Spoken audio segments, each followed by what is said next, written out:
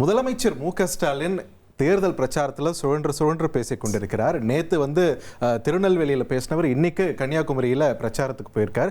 Again and again அந்த ஒரு நரேட்டிவை ரொம்ப ஸ்ட்ராங்காக பதிவு பண்ணுறார் போகிற இடத்துல. அது என்னன்னா, இந்த தேர்தல் தமிழ்நாட்டுக்கும் டெல்லிக்கும் இடையிலான தேர்தல் அப்படின்றதையும், இது ஒரு ஜனநாயக போர் அப்படின்றதையும் தன்னோட ஸ்பீச்சஸில் ரொம்ப தெளிவாக ரெஜிஸ்டர் பண்ணிட்டு இருக்காரு முதலமைச்சர். எஸ் பார்த்திபன். ரைட், அந்த காட்சிகளை பார்த்துடலாமா? ஷூர்.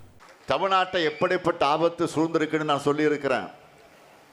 இதிலிருந்து தமிழ்நாட்டை காப்பாற்றணும்னா திராவிட முன்னேற்ற கழக ஆட்சி தொடர்ந்தாகணும்.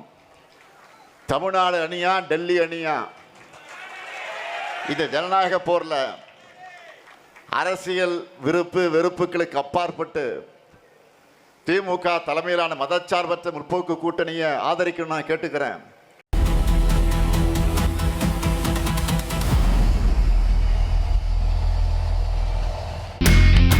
இனி செல்லும் இடமெல்லாம் செய்தி.